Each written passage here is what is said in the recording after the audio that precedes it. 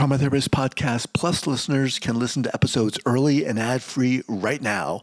Become a Plus listener by going to Apple Podcasts, searching for the Trauma Therapist Podcast, and signing up today.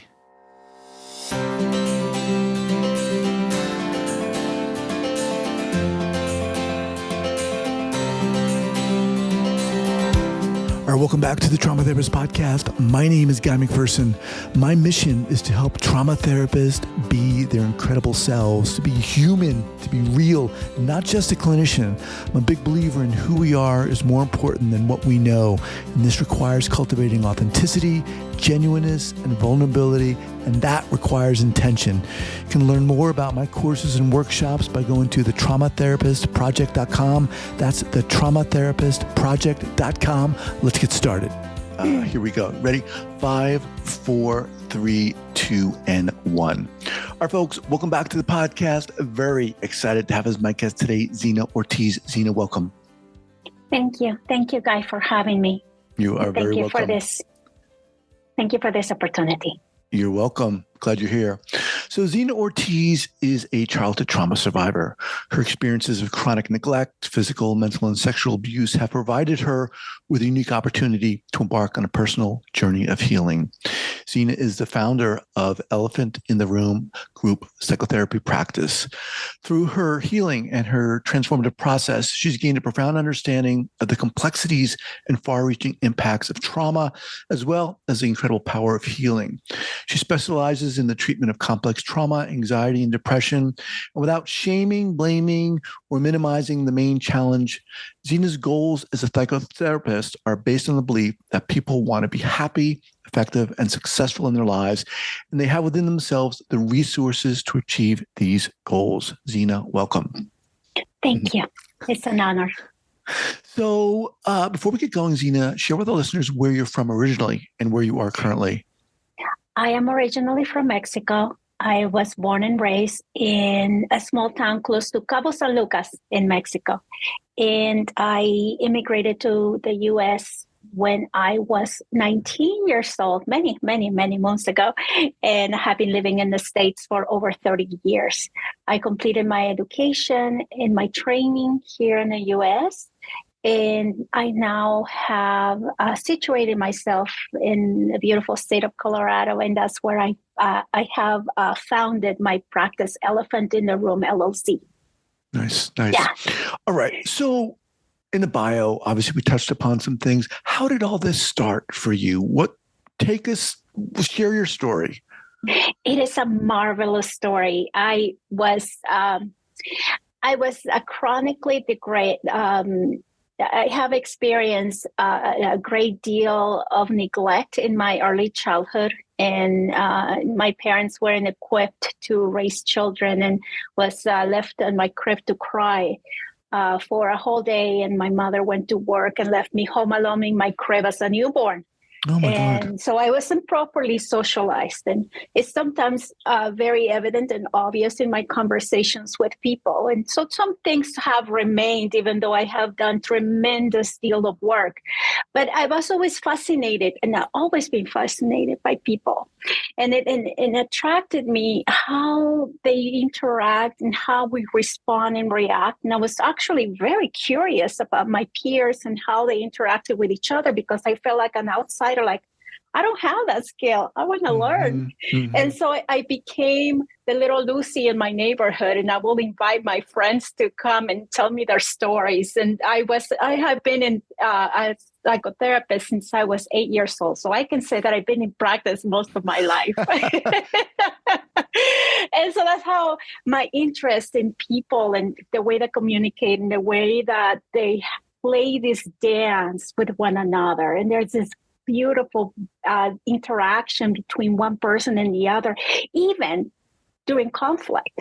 It's amazing. I'm fascinated by it. So then later on, I just knew that I wasn't going to stay where I lived in my town in Mexico. And I kept thinking to myself, I have to get out of here. And I thought I was fooled by the idea that once I left, I was going to be okay from the after effects of neglect and childhood abuse. but boy, that I was wrong with that. I was escaping my own trauma. And let me pause here for a second. So yes. you kind of started talking about your idea of kind of getting out of town, but before that, as a young kid, how were you having experienced all this stuff? I mean, as a 12-year-old kid, 13, 14, 15, 16, how did you show up in the world? Dissociated. I was not aware that I was dissociated, although I knew that there was something that was disturbing inside me. I didn't know how to deal with it. So I did like any other trauma survivor or any other trauma victim at the time. I thought I can just shove it down. I can shove my feelings down the chute, and I just need to think. And that's the only valuable thing about me. I almost felt like a robot. And I talked about it in my blog, posted on my website. I felt like a robot with a set of thoughts, but no emotion. I didn't see the need for emotions. None of it was helping me in a moment. I was barely surviving as a child. And did you have siblings? I did. I do. And so as the oldest child, I was the one responsible for them. So as a parentified child on top of that. And it was a stressful environment. I knew it wasn't serving me in any positive way. And I didn't know what I was going to do with all the suffering and the disturbing emotions. Just because I shoved them down doesn't mean that I didn't experience it. Of course I did. But my only resource and my only way of resolving them was to dissociate from them or to disconnect. And so one of the things that, my experiences with dissociation, we go far back, way back. We're very good friends. And because I understand the mechanics of dissociation, I'm well equipped to help people and support them in the healing, because trauma and dissociation, they're like very good amigos. Mm-hmm. they play together well. Okay. So you, at some point, decided that you wanted to leave. Yes. Right before this. I mean, was at any time along this journey as a young kid, did you get therapy? Did you get any kind of help? I did receive therapy when I was in my late adolescent years, but I didn't understand it. I didn't see the point in talking about these things. I didn't find relief. It was nice to talk about these things, but I thought, well, I can talk about it with my friends, even though the stories were horrifying to them, and I saw their reaction. So that was another way in which I had this idea that shoving them down was best. And later in my life, in my mid-20s, I decided I can't live with this. Just because I'm not in it doesn't mean they're not in me. Mm-hmm. And so then I started to pursue psychotherapy and getting help for myself, because these things were overwhelming me. I mean, they were pervasive in my everyday experience. Anxiety was the way in which my neurobiology was letting me know that there was something in me that wasn't resolved, that needed my attention. And so during the course of treatment, and I always wanted to be a psychotherapist, by the way, that was my dream. And I knew I couldn't accomplish living in Mexico. My parents weren't supportive of this idea. And so my plan was that once I immigrate to the States, that I will pursue the education. And I did in my mid-20s. As I was completing my education, I also pursued psychotherapy. Wow. Little did I know that during my graduate studies, in the beginning of my graduate studies, my first child passed away. Oh, and my God. And then I'm at peace with it. And it was a horrific experience. She was a victim of a murder. And so that was an additional, that was an event that prompted for me to pursue psychotherapy be more consistent about psychotherapy. It prompted me to accelerate my own treatment. If I may, how old was your daughter? She was 18. When she died? Yes. Oh my God. Zina, let me just pause here. You know, you're incredible. I mean, Jesus Christ, you come on here and you have this horrific background, but look at you. I mean, you've got this amazing presence, genuineness about you, and I say genuine because it's clear that, you're not trying to sugarcoat anything, you're feeling what's happened. And, it's really something to be able to have a podcast where someone like you comes on, and are able and willing to share your story. Yes. And you're helping other people, which we will get to, but I just want to say that. Thank you. Thank you for that. Man. Okay. So you've decided to become a therapist. You're head on. What happens? What do you do? So during the course of treatment, and my psychotherapist at the time was all about cognitive behavioral, and it was about sharing the story, and those things helped.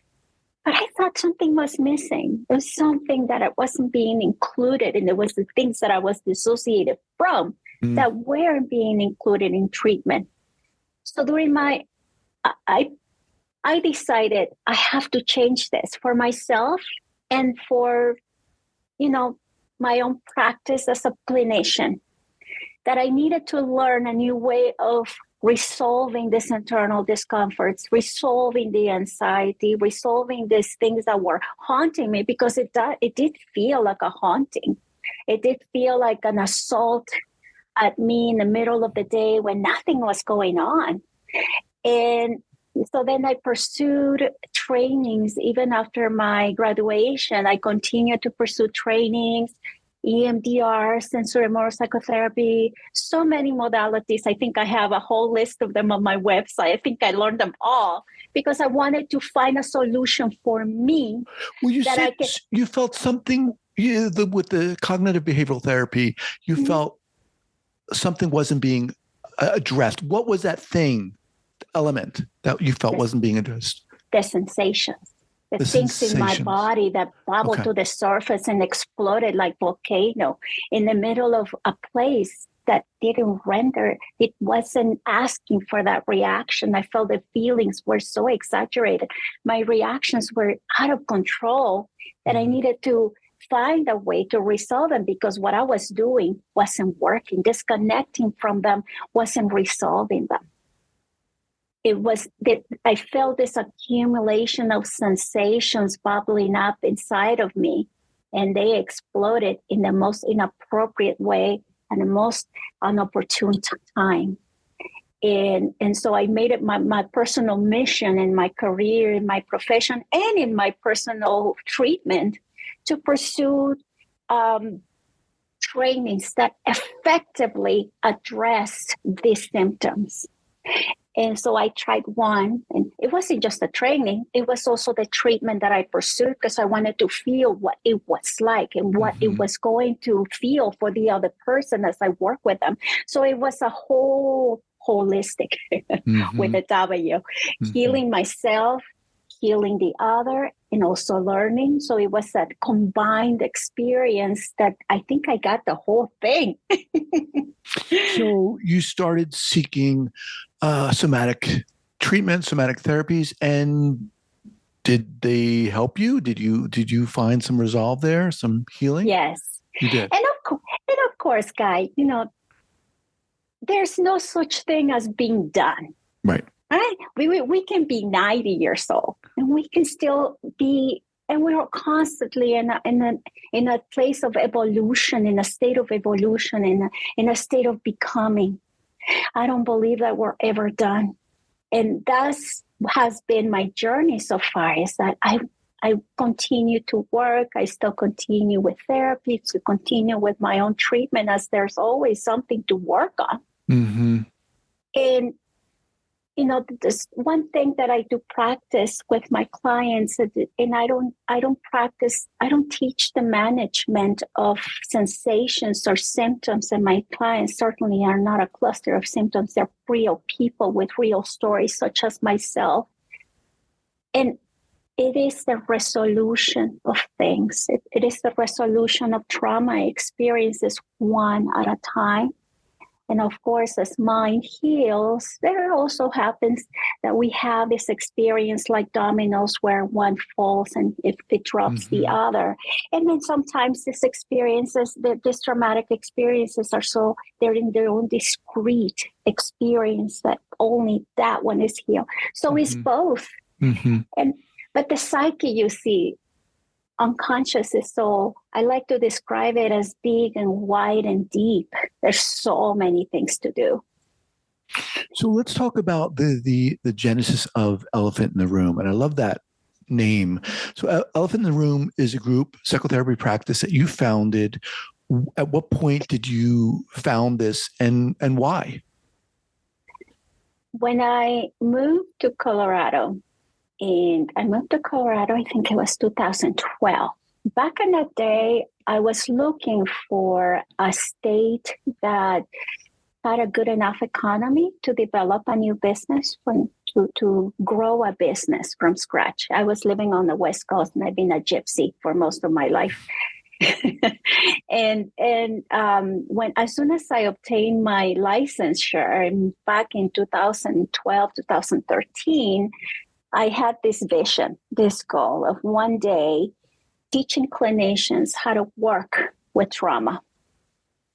Because I had been working on it for myself, I thought, I gotta share this. And I'm only one. And I like healing people. I love to see breakthroughs. I like to see the faces in people as they have their own breakthroughs and their own resolution experiences. And so Elephant in the Room was an idea that was developed back in 2014 with the goal and the vision to one day open a group practice, which I just started last year, by the way. I'm very excited about that. My clinicians are directly being trained by me, and they are taught by me, and they can see that, one can achieve a good enough sense of healing experience that is not overwhelming, that I'm okay in spite of everything that happened in the past. It's okay. I can still make it. It doesn't, and just because those things happen, it hasn't killed my spirit, and it doesn't have to kill anyone's spirit. Did it take you, just if I may interject, and I want to continue talking about Elephant in the Room, but how long did it take you to get to that point where you could say, you know what, despite all this horrible stuff that happened, I'm okay.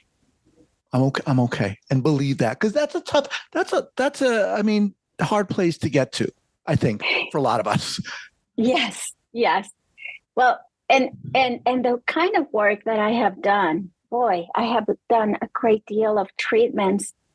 I can say that it's been on and off. It took me 5 years. I was attending therapy weekly. I was on a mission. I have to, if this is my life's mission to get these things addressed, hey, this is not bad. This is pretty good. I'm in the field. And the advantage that I have is that I am exposed to other professionals who also look for the same thing, who also look to heal others. Yeah, and we share those experiences, and we share knowledge, and following on the steps of bigger professionals. Then that's what I have been enjoying so far. And it hasn't been just the healing. It has been the experience of learning all of a great deal of skill sets, if that makes sense. So you get to Colorado, you decide you wanted to found Elephant in the Room. And the initial goal there was what? To create an individual practice, or did you want to create a group practice? A group practice. Okay. I wanted to share, and sharing the knowledge, sharing the experience of achieving a good enough healing experience That was my goal. And that continues to be my goal into the present. I'm excited about that. And you folks focus on what specifically? To walk us through. Specifically in complex trauma and attachment wounds. And these things can only be healed in relationship and within the context of a healthy relationship. And that I believe it can exist between a patient and its psychotherapist.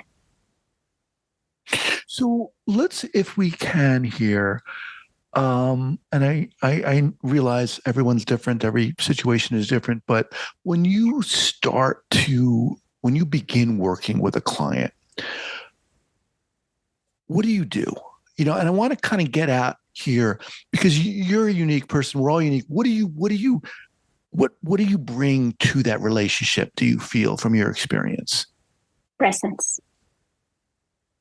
I think the number one, the secret sauce to helping people heal is relationship. It's very simple. And we utilize so many techniques, but without the relationship, these things don't work.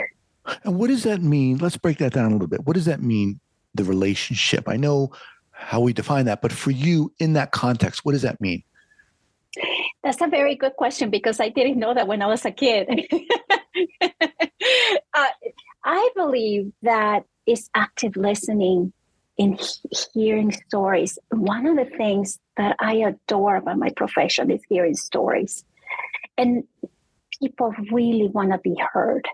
It's very simple. It's not complicated. People want to be heard. They want to be validated. They want to hear that one is being listened and the other is hearing their experiences. And it's about being human in the company of another human being who has come so far and traveled miles just to get to where we are here in my humble office. It's pretty remarkable that people do make it. People do survive horrific events, horrific experiences, and they make the time to be here, to be heard, to be seen, to be witnessed. That's it. It's just being witnessed. Mm-hmm. Now, you talked about your experience, your lengthy experience with therapy for yourself and all the work you've done, both in learning and in treatment and healing for yourself. But when you first started seeing clients, right? I mean, there compared to now, there must have been some arc of learning for yourself, of experience. What was it like when you first started seeing clients? Ooh, it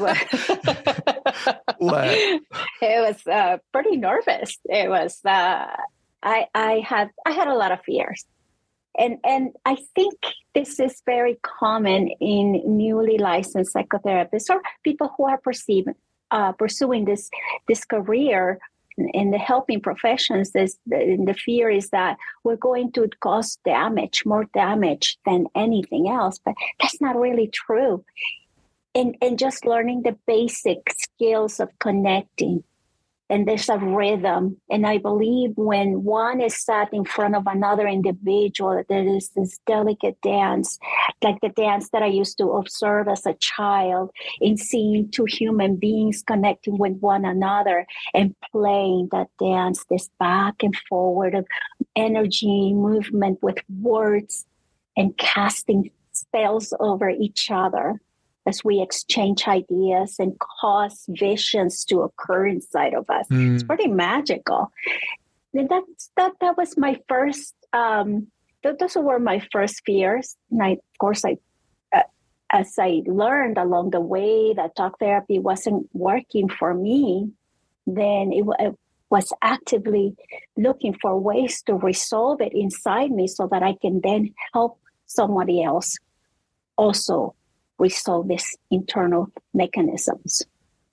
When you, among the therapists that you've seen, can you talk about an experience you had, an initial experience you had where you were like, oh my God, this is different? or, this is what it's about. Okay, now I feel it. I get it. Yeah. Yeah. There has been many breakthroughs, but the most significant one that I can recall at this time was my training with Saj Rasby, which I believe you have had interviews with.